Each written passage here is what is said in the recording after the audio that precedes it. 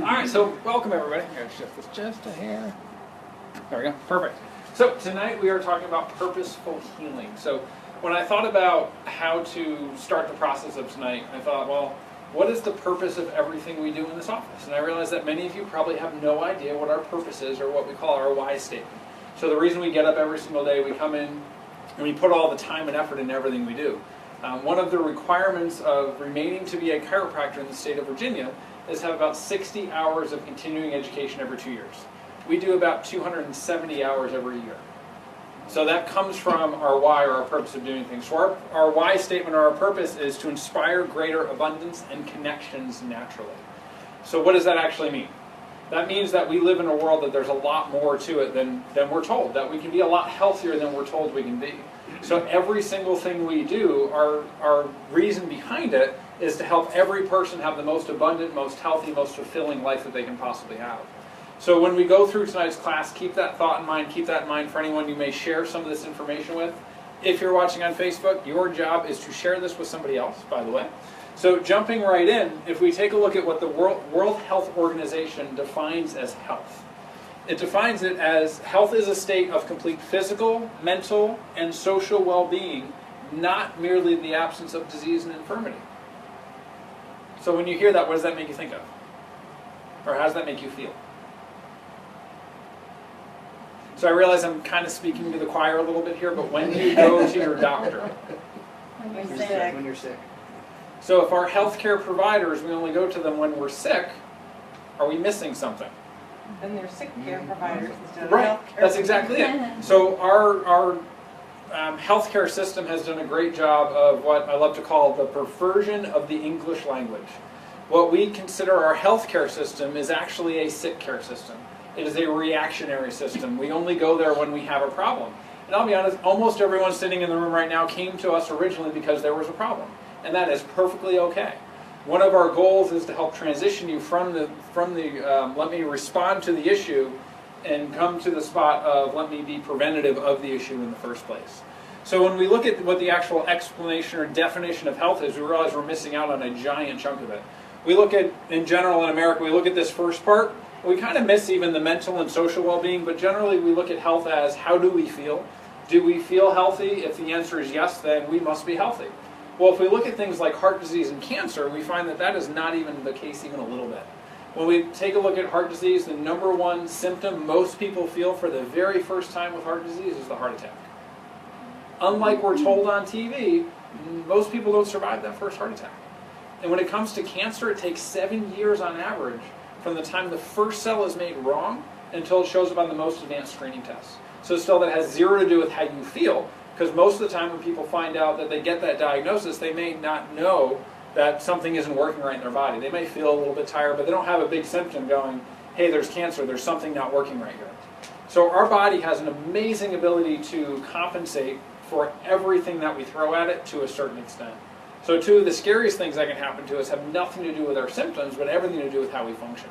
So all the care we do in our office, all of our inspiring or greater abundance is from a perspective of what can we do to help you stay healthy and not just prevent the injuries, the sickness, the pains that you might have, but we don't focus on the symptom, we focus on the cause of the problem and helping your body work at its best.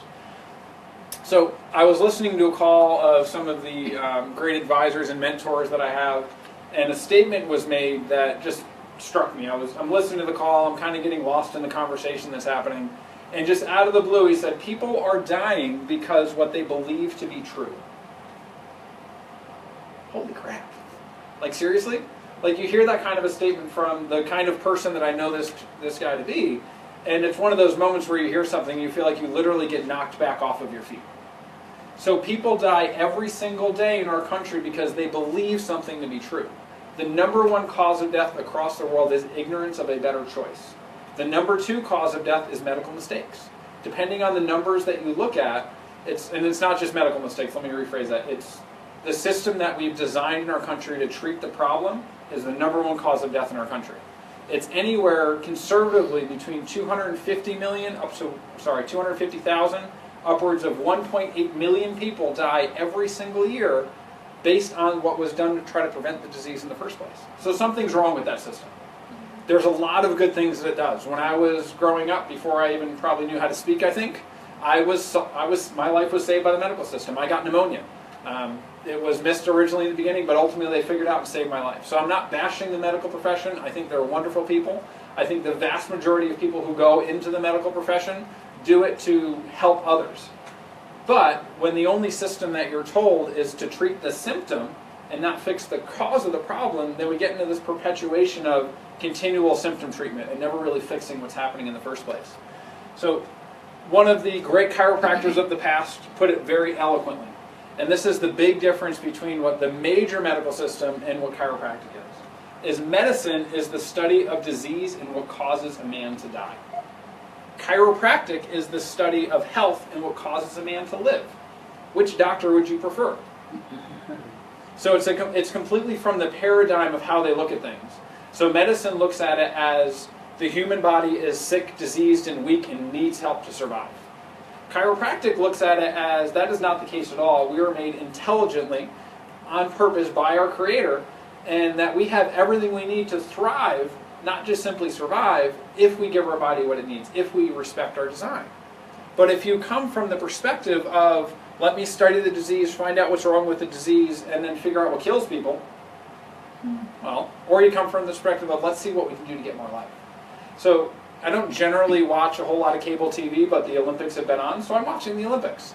And I saw this commercial that made me angry, but then I really listened to it. It was actually for Optum Healthcare, which if you work for Optum, just turn it off for a second. But anyway, one of the things that they said going through it was that they have millions of people working to figure out how to make one person healthy. That might seem like a really good idea on the surface. But why does it take millions of people to figure out how to make one person healthy?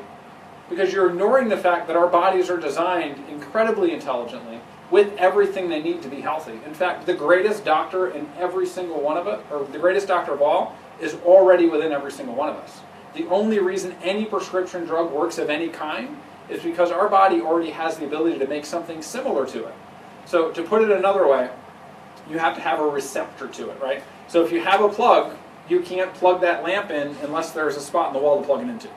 The same kind of thing works when it comes to the way that our body works with any kind of chemical substance or anything else. It has to have the ability to respond to the presence of that chemical. So every drug that exists is made, has some ability, or your body has the ability to make its own version of it. So understanding that, we go, well, why do we need these things? And remember, there are life-saving times that we need this stuff. It's absolutely true.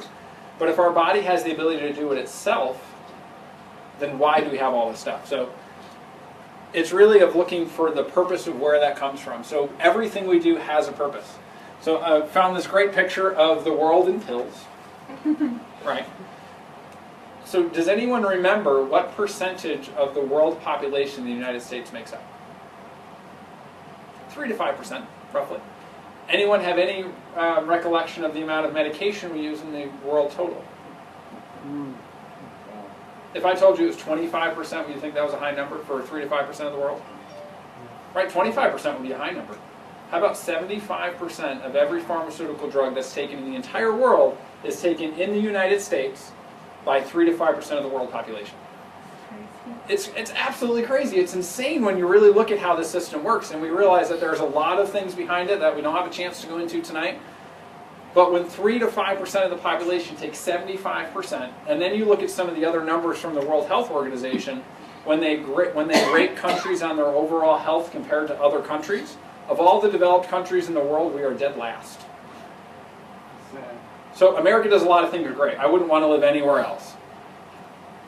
And if our healthcare system is truly a healthcare system, why are we dead last if we spend the most money on healthcare of anybody in the entire world and we take the most drugs? It means there's something wrong. It means something is broken within that system.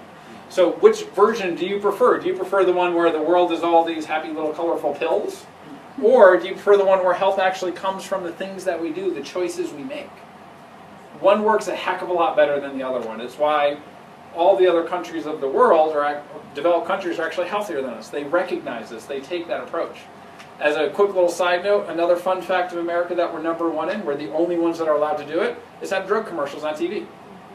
That's it. Yeah. Yes? But that feeds the concept that as consumers, our country's purpose, we are successful, and what we're not successful when we study the facts.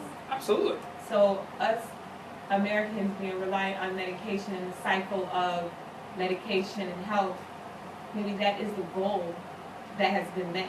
We as individuals have recognized how it does not benefit us as individuals and want differently. But the consumer end, we're moved by money, and the money factor is the medication. If we were all healthy and ate healthy, we wouldn't have the medical issues that we have. We wouldn't have the need for the medications that don't treat our symptoms but mask our symptoms. So ultimately, America is successful at the business of staying sick. Pharmaceutical companies are the most successful, most well-funded in the entire world. They have the most money, and if you really start to look at stuff, and I'm not a conspiracy theorist, I believe they're actually true, they're not a theory, that the pharmaceutical companies actually work directly with the Food and Drug Administration, work directly with the government, and in our last class we actually tracked through the process, or the last one that I taught anyway, of how a certain senator who helped push a bill through became the head of the pharmaceutical company, got a really cushy job making hundreds of millions of dollars a year. If you don't think the system is rigged, just look at how that stuff works. It's completely insane. So you're right. They're really successful at making a pile of money, which unfortunately, in their case, the money is more important than the person. Think back to that Optum commercial we talked about. Millions of people to help one person be healthy. Your body has everything it needs, just like you're saying, if you give it what it needs. There's a reason why I chose a picture of an apple. The old saying, an apple a day keeps the MD away. I changed it a little bit on purpose. And even that's not 100% true anymore because, and I'm going off on a tangent and I'll get right back, but the food that we eat, even if we're eating organic food, has literally 1/6 or less of the nutrients of the food that our grandparents and their parents ate. Because we way over-exhaust everything and we're not refilling the soil the way we should. So every choice we have in life makes purpose. Remember, the #1 cause of death in the entire world is ignorance of better choice. The #2 is the major system that's there to keep us healthy. Maybe something wrong there. So another great saying is, just because you are not sick does not mean you are healthy. Again, it's not about how you feel, it's completely about how your body functions. So our body has this awesome ability to adapt to anything. And one of the things that a lot of people are studying to find out how long should the human body actually live, why do we fall to disease, is what's called our adaptive potential. Ultimately, we have this giant adaptive potential. As we get sicker and sicker, it gets closer and closer. And eventually, when our adaptive potential is completely zero, that's when we ultimately die from whatever the problem happens to be. So one of the questions to ask is, am I doing things to increase my adaptive potential, like eating the right foods, exercising, being physically active? Or am I doing things to reduce it, like eating junk food, eating all the crap, not doing anything that my body is designed to do to keep it healthy? So when we actually get to look at some of the principles, I love this stuff. I realize I probably love it more than anyone else sitting in the room or watching online right now. But chiropractic in itself has 33 principles. Most of them have nothing to do with chiropractic in the fact that they are not sold to chiropractic, but they work wherever you go. So speaking of some of the ones that are more important to what we're talking about tonight is the purpose behind the principles, or the principles behind the purpose. So principle #8 is the function of intelligence. So the function of intelligence is to create force, or to put it another way, that force is essentially life. So the function of everything our body is designed to do, that intelligent design that we're all given from birth or before birth, is to create life. If we take a look at the 10th principle, it's that the function of force is to unite intelligence and matter. Otherwise, to make our body work, or to make our body in and of itself. And the principle 13 is the function of matter, which is to express force. So those principles are not necessarily sold to chiropractic, but they work in general. It's that things are in place for a very certain reason and they work a very specific way. It's the greater that our body has the ability to express what we call in chiropractic our innate intelligence, or our body's inborn ability to be that best doctor for ourselves that we already have, the healthier the body is actually going to be and the better everything is going to work as a whole. So taking a peek at the results of the choices you make. So principle 17, the first time I read this, I went, who knew that cause and effect was a chiropractic principle? It was written over 100 years ago, so maybe that's where it started. I don't know that that's true or not, but I do know that the 17th principle in chiropractic is cause and effect. And somebody knows that here. What's cause and effect mean? Every effect has a cause, and every cause has an effect. There you go, all right. Interactive, come on. So everything we do, results, everything we choose to do results in something, good or bad. So, we spent a little bit of time on this already, but every health choice or lack of health choice we make results in exactly what our body's going to do. At the individual cellular level, a cell does not have the ability to be healthy and sick at the same time. And the same is true for when you put the 100 trillion cells together that make up our bodies. Nothing inside our body has the ability to be unhealthy and to be healthy at the same time. It is one or the other. So literally every single choice we make is either bringing us closer to health or closer to death. Or to put it a different way, is increasing that adaptive potential or decreasing that adaptive potential. So when we look at it that way, then we might say, you know what, I really want some ice cream, it's hot out, and have that ice cream. But I might exercise to help increase that adaptive potential, whatever it happens to be. So it's a balance of those choices. You may know that something that might not be the best choice, but having the ability to say, you know what, I'm going to do other things that are healthier for me at the same time.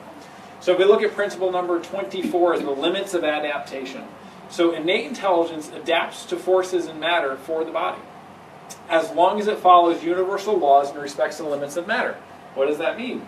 You're all looking at me like, glass-eyed, he's giving me definitions, I feel like I'm back in school again, I don't like this stuff. Like I said, I get more excited, but it's up here for me to share with you.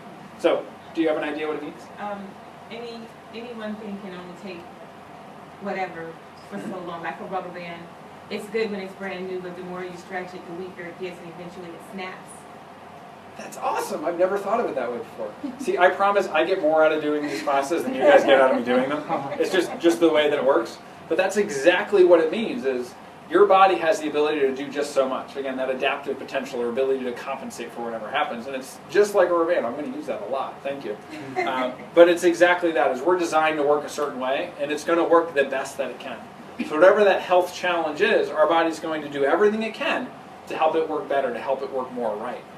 Does that mean that our body has the ability to make cancer because it's trying to compensate for something? The answer is absolutely yes. Cancer in itself is not a good thing, but the body makes it to try to compensate for a chronic stress that we have in most cases. So what happens is it makes that to make up for whatever that stress is, but then the cancer itself goes out of control. It gets its own blood supply, its own nerve supply, and then it becomes too much. So Yes. is cancer a beneficial cell that's gone wild? Gone rogue, essentially. So every single one of us makes hundreds of thousands of cancer cells every single day in our body. Our body is designed to find those cells and get rid of them. We have backup plans. So one of them is called serum albuminase. I have no intent to go in here, but we're there. That's okay. It's actually a chemical that runs around your body. I call it the police officers. So their job is to find cells that are made wrong and get rid of them before they can do anything else. As a fun side note, they did a research study on what happens with serum albuminase in chiropractic care. The graph is exponential. So exponential graph means it starts to go up a little bit and then it almost skyrockets straight up of the amount of your body's ability to find those cancer cells and get rid of them. So again, it's not about being out of symptoms, it's about your body working exactly the way it was designed to. So 25 is the character of innate forces, and I kind of jumped ahead to 25 from 24. But it's that the forces of innate intelligence will never injure or destroy the structures they work with, but they will do everything they can to help that structure survive, or to help that body or that person survive. So survival mode, like we talked about, if it's that cancer, if that's what the body needs to do in that moment to help keep that body going, for whatever it's doing it for, it might be the right thing. But when the cancer gets out of control, when the other systems of the body lose the ability to keep that under control, is where the problem comes. And that's the same thing for things like heart disease. So we talk about things like high cholesterol being a bad thing. Our cholesterol levels have nothing to do with our levels of heart disease. It's a complete and total lie, because what happens is cholesterol in our body is used for essential processes. But when the arteries themselves get damaged, then is when the cholesterol becomes a problem. So the body actually packs that damage in the artery to keep you from bleeding internally. The problem comes in if it all starts to stick together. So high cholesterol by itself isn't necessarily a problem. However, the high cholesterol, along with other things that are weakening your arteries, that are weakening your circulatory system, brings the problem itself.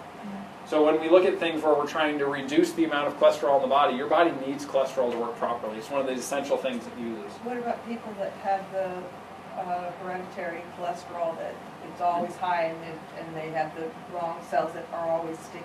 Okay, so if there's a genetic component to it, there is that. Only 3 to 5% of all diseases across the board in the world are genetically related. So even cholesterol, people who have those cells, it might mean that you need to eat a little differently. Half your cholesterol comes from what you eat, half comes to what your body makes anyway. So if you're eating the crappy foods, the bad foods that are raising up the bad cholesterol levels, and that comes from things like fast food and fried foods and basically anything that's not like the apple that we saw, has the ability to raise up that bad cholesterol too. And again, off on a tangent, I don't know why that's happening tonight, and when we look at it, it's really the ratio. So if your HDLs are way up here, which is the good cholesterol, and your LDLs are down here, but your total number is super high, they're going to put you on a medication for that. But if the ratio is correct, it doesn't really matter. But they're still going to put you on a medication to try to change that, because they look at it as you have high cholesterol, that's a problem, we need to fix it. But they don't actually look at the ratio. And if you really look at the science behind it, and the research behind it, it's the ratio that's important. I don't remember what it is off the top of my head. But as long as the good cholesterol and the bad cholesterol is in the right ratio, it doesn't matter where it is on the scale of high or low. But what it does matter is the ratio of your body's ability to compensate. And doesn't it also matter the size of the particles? That's the high density or the low density. Yeah. So those are the two different kinds. Okay. So we're going to now talk about one of my favorite topics. So has anyone ever been a triathlete in the room or know someone who has? Or likes to run a lot? There's somebody back there, I see her. So when we look, and I've never done a triathlon, I don't currently have the desire to, and I doubt I ever will. I like to exercise and be fit, but that just doesn't sound fun to me. But when we look at something like a triathlon, there are different areas through that they call transition points. So you start off swimming for however many miles, and then you have to go from your nervous system being used to swimming for hours to running, I think, is next. It might be biking. I don't know. It's biking. It's biking thing. Biking. See, like I don't do Run, this bike, stuff. yeah. So then you have to go from swim legs to bike legs, and the ability to change that is really the ability of your body's ability to maybe win or not win that race. There are literally people who get themselves exhausted and practice putting their shoes on. Like we all take that for granted, but it's the little basic stuff that they work on.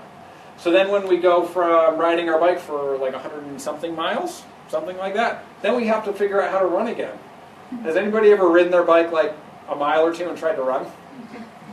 You're like rubber legs. Right? You're rubber legs because your body and your nervous system are used to a very certain thing. So you have to train your body to transition to that. So when we look at the way that our bodies respond to overall health, in particular related to chiropractic care, we can look at exactly the same thing. There are essentially three versions of chiropractic care. There's the one where everyone starts, it's that initial intensive we call it, or where you come in with symptoms, or you come in with a health challenge, and you want to do something different. Or that's the person over here that's grabbing their neck and back, they're in pain, they're unhappy. Something is wrong, so they go to the doctor to find out something that happens.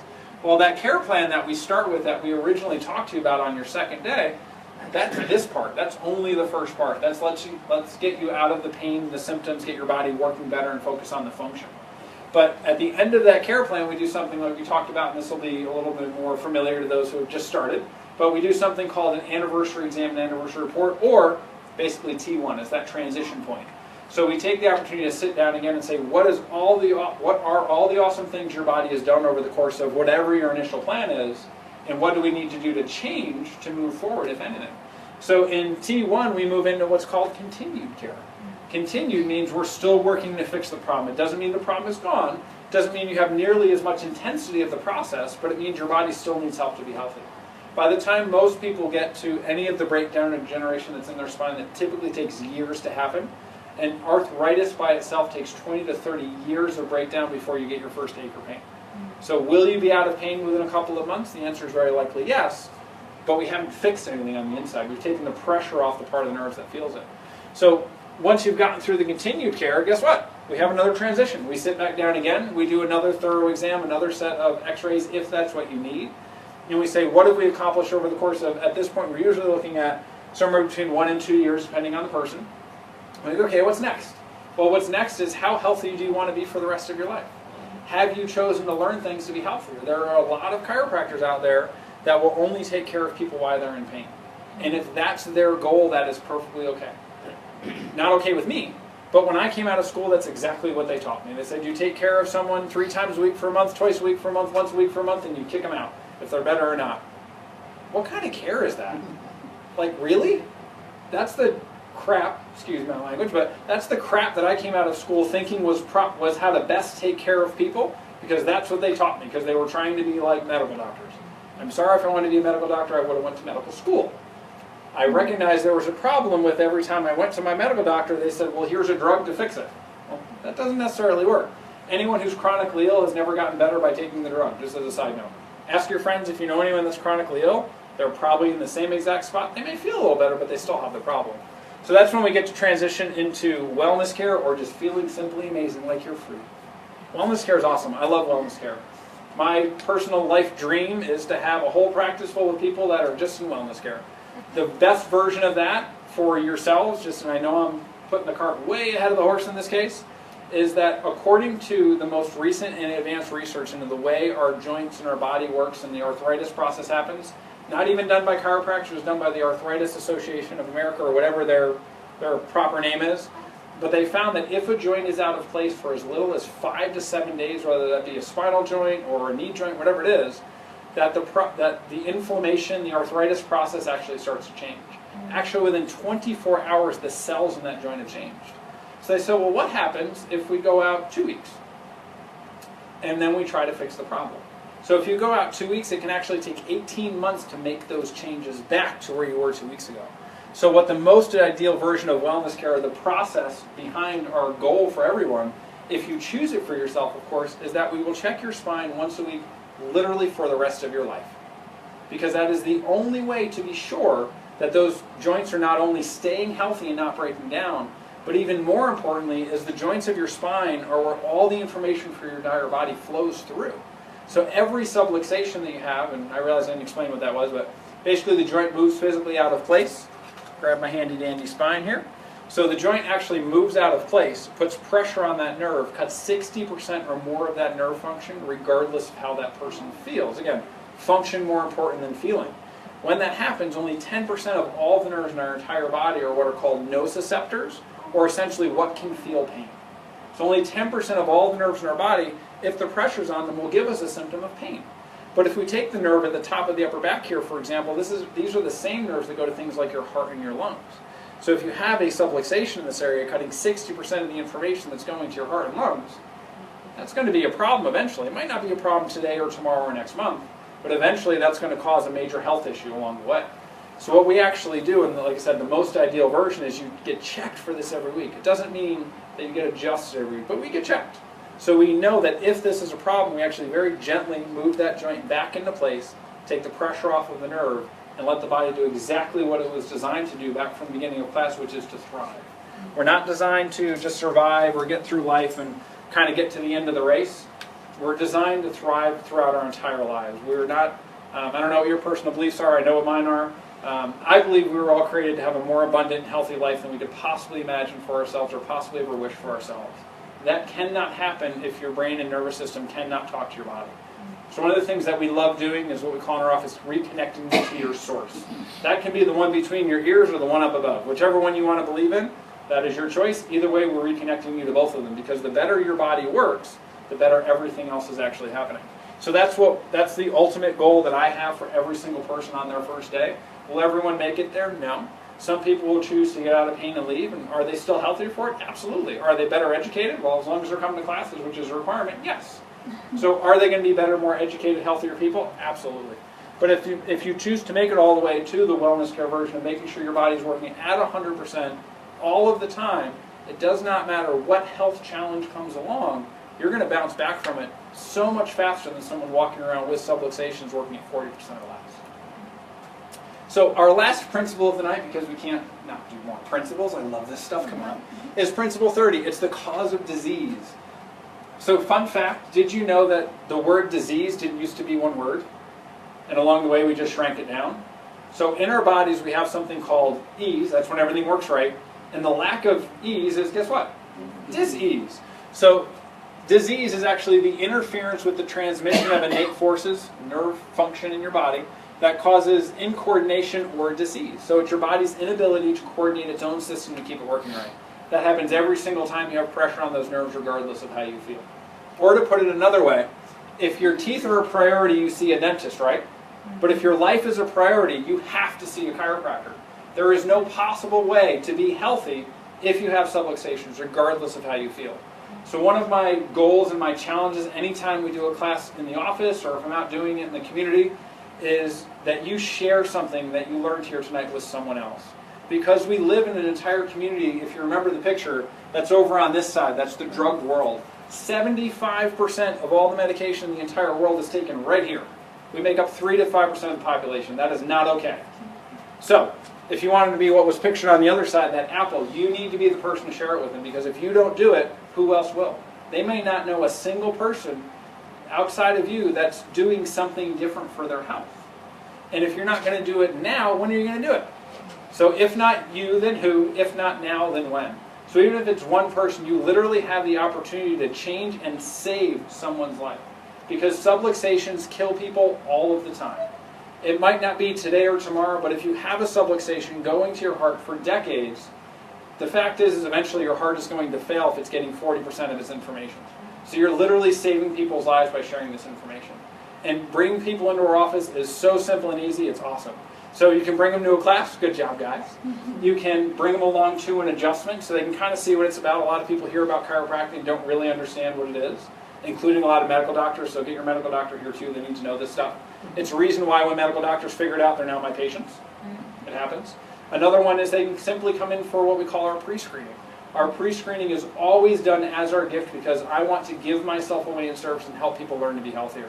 That's where we sit down together and see, is there anything we can even do? If the answer is yes, we talk about the rest of it, but just for that part, we give that away. Or, if you think they would benefit from a phone call from me, I'm happy to do that too. Like I said, my purpose, my passion, is to inspire greater abundance of health and connections across the board. So, you sharing that is helping me fulfill my purpose.